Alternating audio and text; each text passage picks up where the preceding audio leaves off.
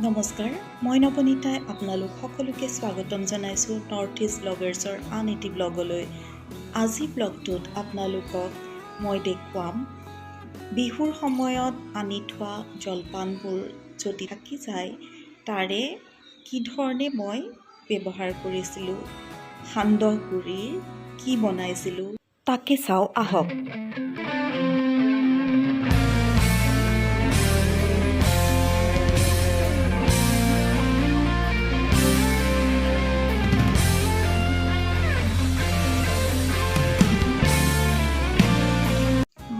ইয়াত লৈছো সান্দহ গুড়ি আৰু ইয়াত দিম অলপ মিহিকৈ কুটি ৰখা গুড় মিঠা যিমান ভাল পায় সেই অনুপাতে গুড় বা চেনি দিব পাৰে আপোনালোকে আৰু ইয়াত দিছো অলপ ঘিউ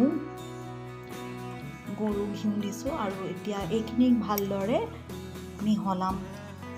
সানিম গোটেইখিনি ভালদৰে মই এখিনি হাতেৰে সানিছো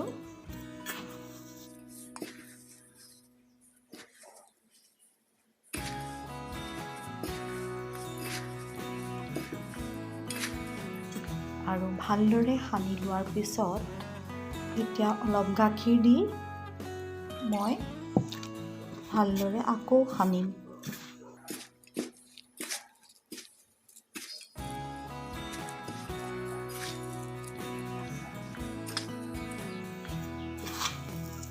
গাখীৰটো কমকৈ দিব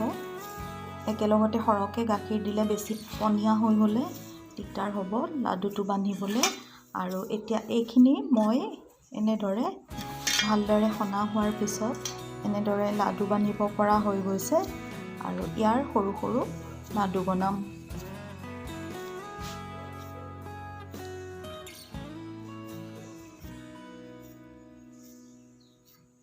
এয়া এটা লাডু লাডু তৈয়াৰ হৈ গ'ল আপোনালোকে ইচ্ছা কৰিলে ইয়াত কাজু কিচমিচ বাদাম আদিও দিব পাৰিব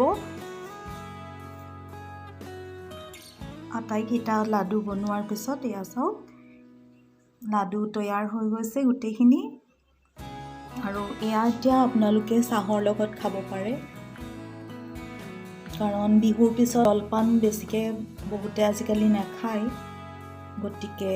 সান্দহ গুড়িখিনি থাকি যায় আৰু তাক ব্যৱহাৰ কৰিবলৈ এইটো এটা খুব ভাল উপায় সান্দহ গুড়িখিনি খোৱাও হয় আৰু তাক নষ্ট নকৰাকৈ এটা সুন্দৰ লাড়ুৰ সৈতে চাহকাপ উপভোগ কৰিব পৰা যায় আশা কৰিছোঁ আজিৰ ব্লগটো চাই আপোনালোক নিশ্চয় উপকৃত হৈছে আৰু আপোনালোকেও এনেদৰে বনাই খাব বুলি আশা কৰি